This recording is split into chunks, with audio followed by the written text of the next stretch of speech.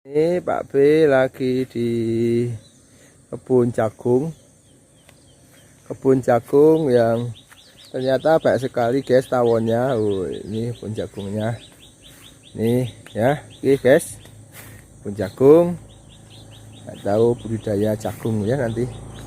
Oke, tuh kebun jagungnya.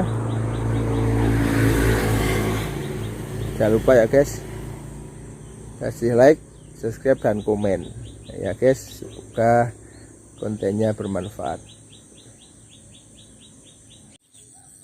Assalamualaikum warahmatullahi wabarakatuh. Bersama lagi dengan Pak B. Kali ini Pak B akan membahas tentang budidaya tanaman jagung agar hasilnya melimpah.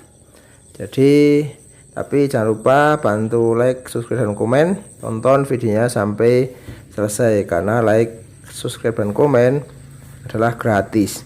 Oke, cara budidaya jagung atau tanaman jagung biar hasil melimpah, yang pertama adalah, ini kuncinya adalah pemilihan varietas benih atau bibit. Nah, ini kan kita sebut aja benih karena benih itu adalah biji yang sudah terseleksi yang siap untuk ditanam. Ini varietas ini bermacam-macam, disesuaikan dengan kondisi lahan dan juga iklim mikronya. Nah, cocok untuk daerah dataran rendah atau dataran tinggi atau semua dataran itu cocok.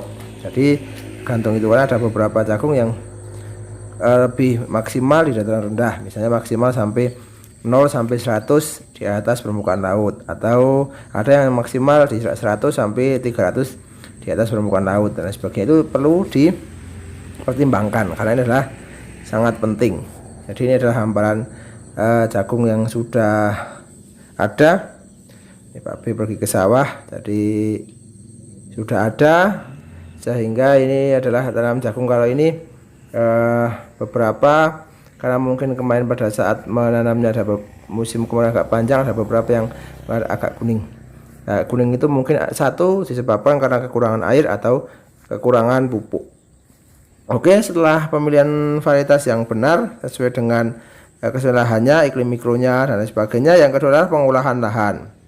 Pengolahan lahan ada dua, ada maksimal tillage atau mengolah maksimal, ada minimal tillage atau mengolah tidak maksimal atau mungkin bekas ditanami apa atau ditanami jagung. Kalau yang baik adalah maksimal tillage. Setelah diolah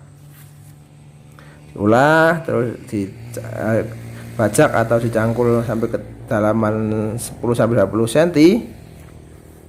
Setelah itu ditaburi pupuk dasar, pupuk organik, dibuat bedengan, usahakan pH-nya 5,6 sampai 7,7 derajat. Nah, bisa menggunakan tester ataupun alat yang lain. Jadi seperti itu. Kalau misalnya terlalu keasaman di bawah 5, berarti tambahin kapur dolomit, ditaburi kapur dolomit. Seperti itu. Ditebarkan pupuk berdasar, dibuat bedengan.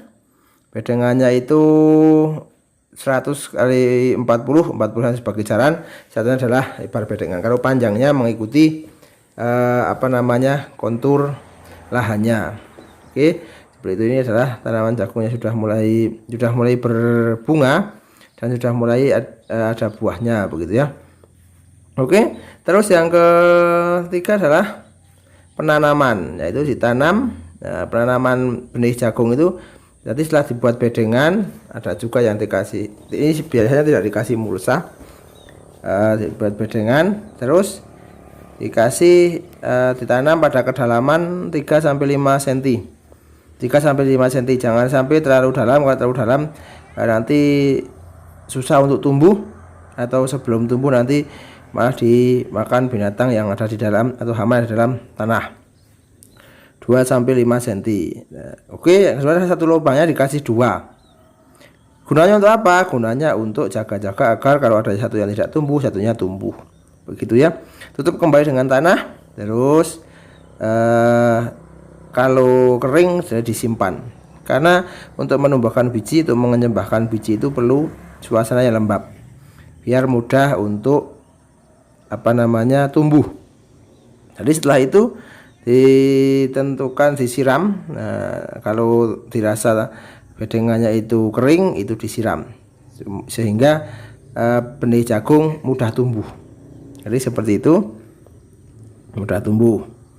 Terus yang paling penting selanjutnya adalah pemeliharaan. Jadi pemeliharaan jagung itu yang pertama adalah penyulaman.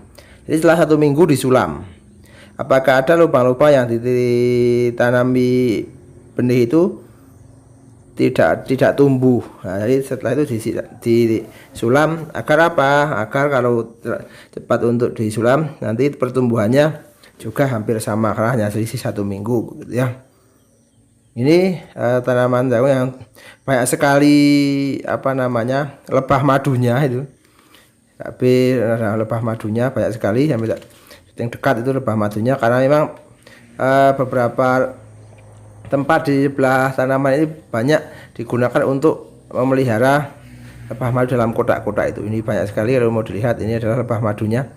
Pak B juga bingung apakah lebah madu itu juga ada madunya atau gimana, Pak B belum mengamati, tapi nyatanya banyak sekali lebah madunya.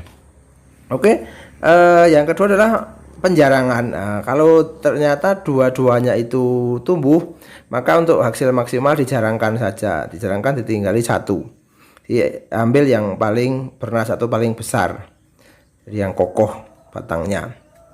Yang selanjutnya adalah pembumbunan. Jadi dibumbun agar kokoh, tidak mudah roboh.